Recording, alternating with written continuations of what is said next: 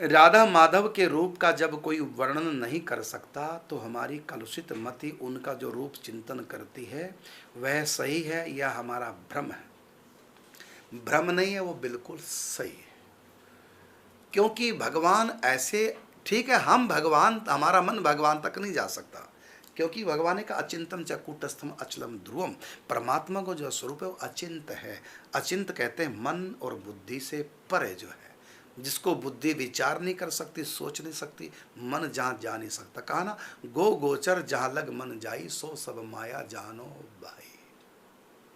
ये माया है, मन माया में जाएगा। जैसे नौका पानी में चलेगी, रोड पे नहीं, इसी प्रकार हमारा मन भी माया में चलेगा, माया के उस पार चलने वाला नहीं है। तो आपका बड़ा सुंदर प्रश्न है कि जब मन वहाँ तक पहुँच ही नहीं सकता, मन वहाँ जा ही नहीं सकता, तो फिर चिंतन जो हम करते हैं फिर ये नकली हुआ ना, फिर तो भगवान तो नहीं है चिंतन में। बहुत सुंदर आपका, और इसका उत्तर गीता में भगवान ने बिल्कुल स्पष्ट दिया है। तेसाम समुद्धरता मृत्यु संसार सागरा। तो भगवान कहते हैं तू नहीं आ पाएगा इस पार, माया के इस पार तुम्हारा मन, तुम नहीं आ पाओगे। लेकिन जब तुम मेरे चिंतन का प्रयास करोगे, मैं तुम्हारे मन तक आ जाऊंगा। हमारा मन भगवान में मिल गया, जब आपने चिंतन का प्रयास किया तो भगवान आपके मन में आ गए। भाई हमारा मन नहीं जा सकता, वो तो आ सकते हैं ना हमारे मन के पास।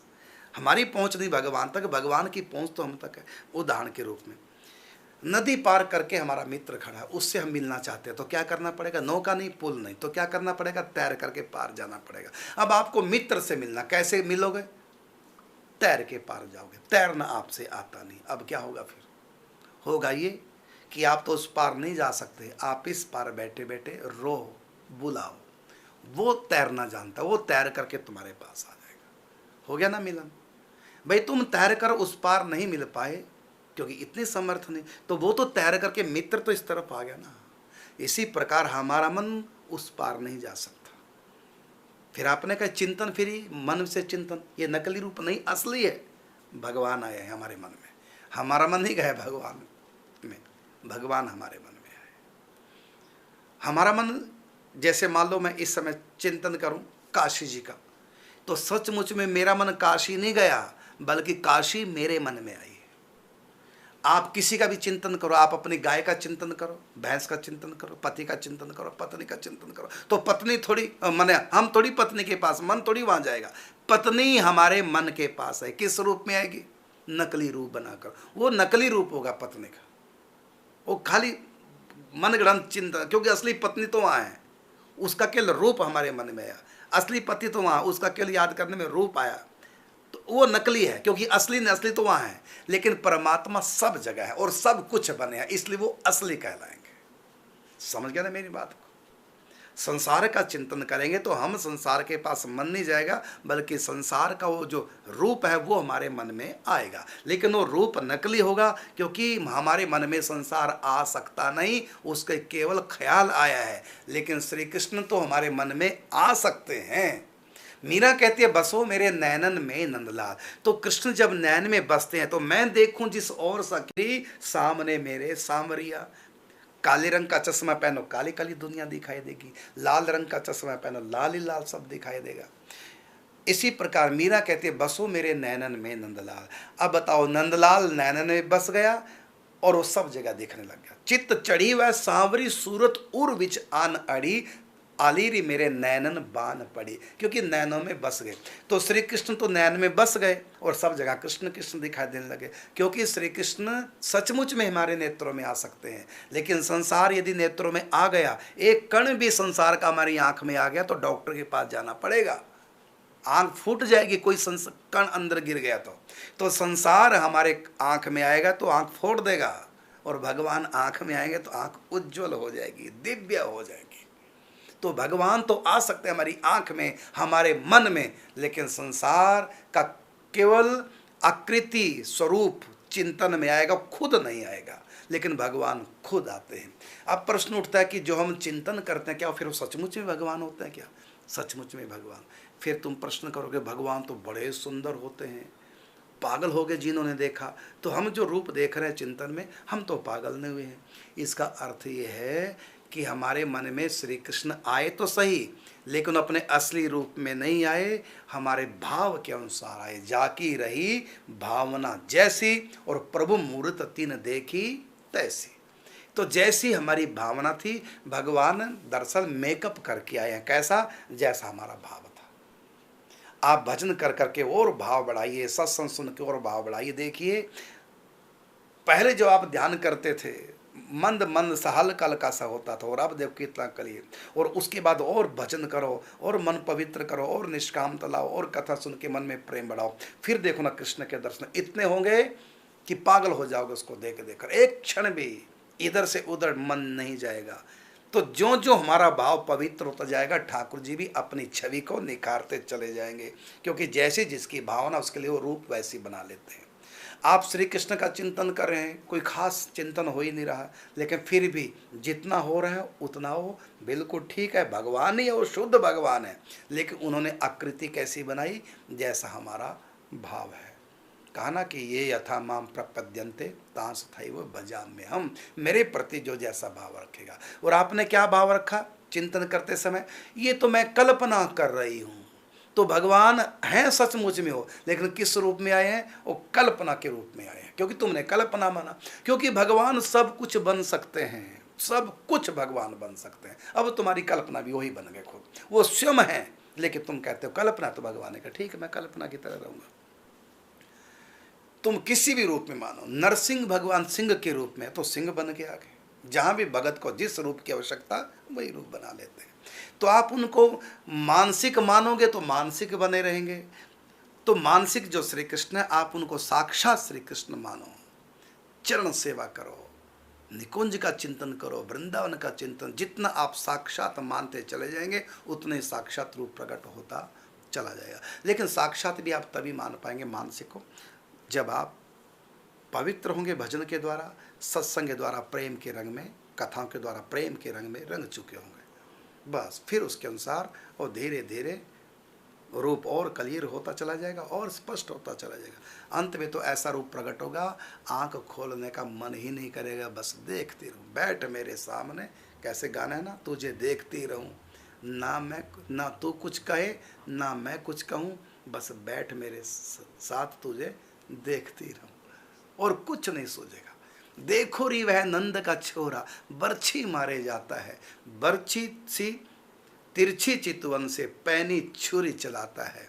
हमको घायल कर बेदर्दी, दूर खड़ा मुस्काता है। ललित किशोरी जख्मे जिगर पर, नौन पूरी बुरकाता है। उसकी कटाक्ष दिल को घायल कर देती है। मतलब कहीं कहीं रहती है संसार का व्यक्ति, व्याकुल हो जाता है उनके बिना। और दूर खड़े होकर उनका मुस्कुराना मानो जले पर घाव पर नमक डालने के समान, और पीड़ा देता। पीड़ा का मतलब ये दुनिया वाली पीड़ा नहीं, विरह की पीड़ा। उनके बिना और बेचैनी होगी। ये तो बाद में है, पहले ध्यान कर। तो आपका प्रश्न था, कहा ना, ध्यान घनश्याम का दीवाना बना देता है, दिल को ही गोकुल तो बरसाना बना देता है। तो आपने प्रश्न किया था कि राधा माधव के रूप का जब कोई वर्णन नहीं कर सकता, तो हमारी कलुषित मति उनका जो रूप चिंतन करती है वह सही है या हमारा भ्रम है? भ्रम नहीं है तो सही, लेकिन हमने भ्रम माना, इसलिए भ्रम के रूप में रहेंगे भगवान, और भ्रमित करते रहेंगे तुमको। क्योंकि तुमने भ्रम माना है तो भ्रम के रूप में रहेंगे। और तुम भ्रम ना मान करके ब्रह्म मानोगे, वो ब्रह्म बन जाएंगे। तुम निराकार मानोगे, निराकार बन जाएंगे। तुम राम मानोगे, राम के रूप में। तुम कृष्ण मानोगे, कृष्ण के रूप में। कृष्ण के भी कई रूप तुम बाल रूप में मानोगे। और छोटे से बच्चे दूध मुँह है आ जाएंगे गोद में तुम्हारी। और जब युवा मानोगे तो युवा बन के आएंगे। जो भी तुम भाव करोगे वही वो बन जाते हैं। अब तुम उसको कल्पना कहते हो, ध्यान कहो, अब वो कल्पना बन के रह रहे हैं। तो जब भावना से बात बननी तो ऊंची भावना बनाओ। क्यों कहते हो खाली मन का खेल है, ये तो कल्पना है, ये तो खाली भावना है? अरे नहीं, जो तुम मानोगे वही है कृष्ण। ध्यान कृष्ण का करे और मान रहे हो तो मेरी मन की कल्पना है, ठीक है, फिर वो कल्पना बन के रहेंगे। ये मानो साथ ध्यान करते समय यही मानो साक्षात भगवान है, इसी रूप में आए हैं।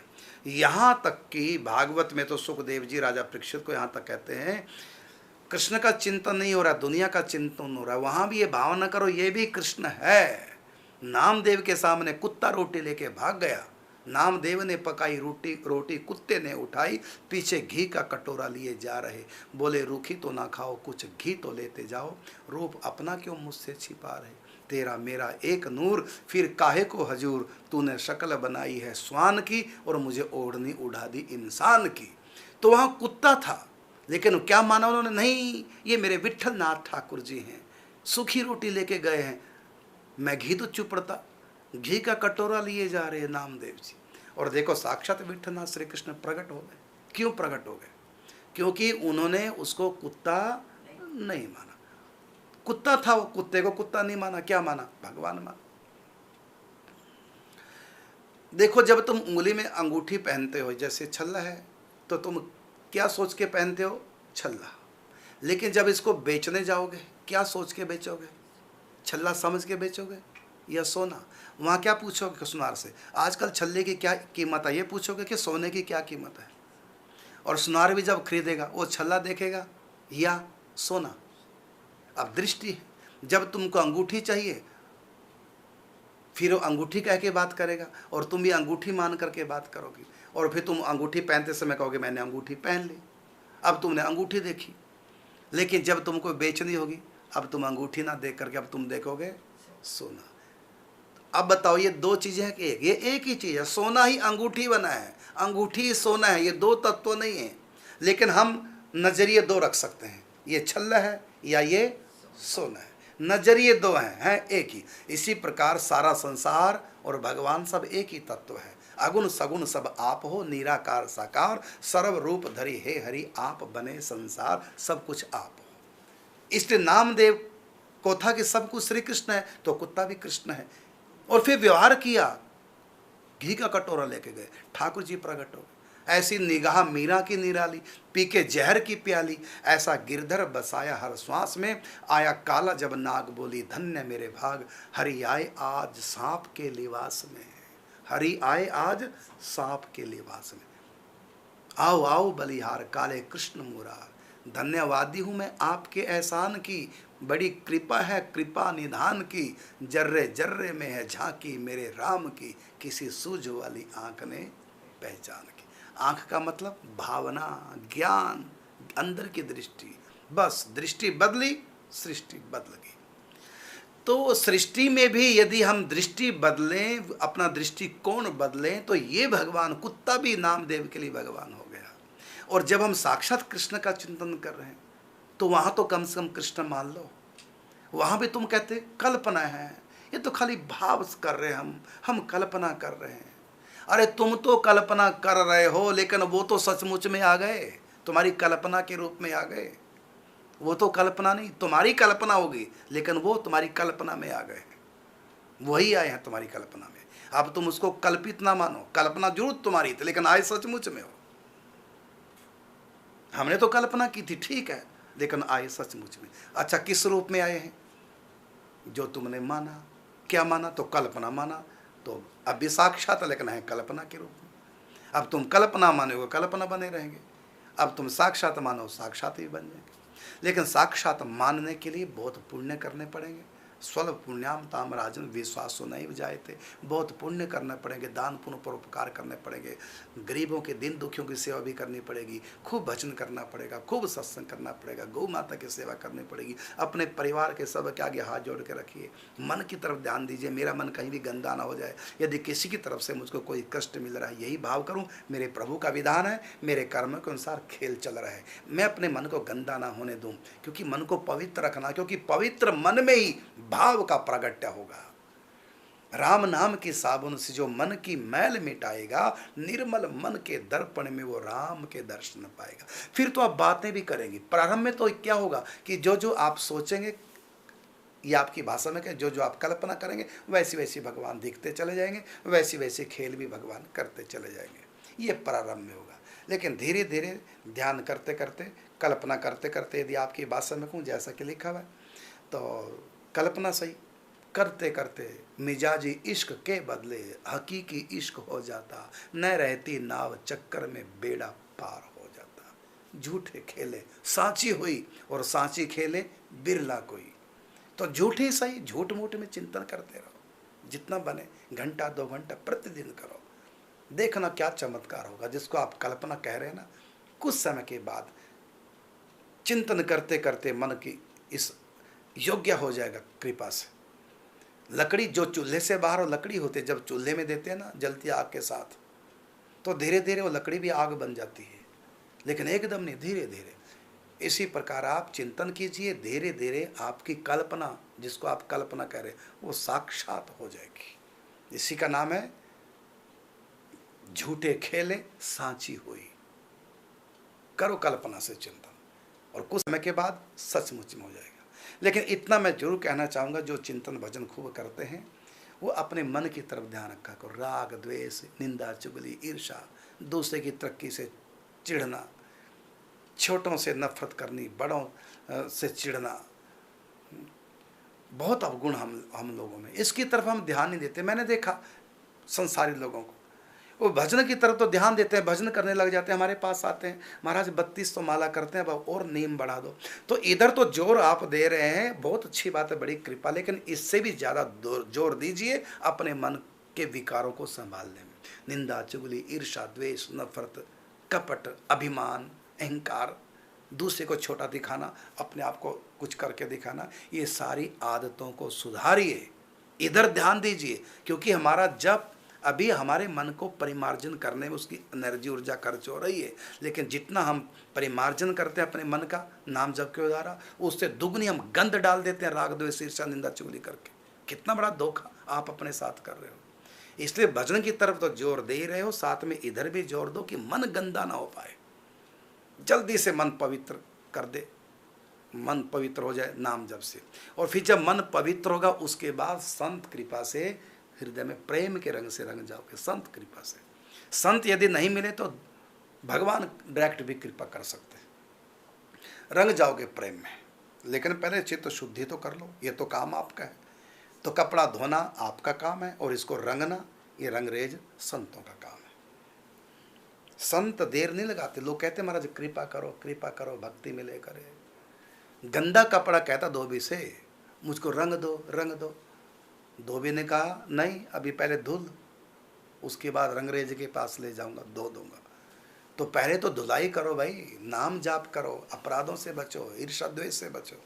और तुम लोग कैसे ईर्ष्या द्वेषी, मेरे पास तो खैर ऐसे लोग नहीं हैं, लेकिन मैंने सुना गुरु से द्वेष करने लग जाते हैं। क्यों? मेरे को प्रसाद कम दिया उसको ज़्यादा दिया, मेरे से कम प्रेम करते हैं उससे ज़्यादा करते हैं, यहीं चिढ़ जाते हो, गुरु से ही ईर्ष्या करने लग जाते हो, गुरु में दोष लगाने लग जाते हो। तो तुम गुरु तक को नहीं बख्शते और दुनिया के साथ क्या गंदा व्यवहार करते होंगे, सोचिए।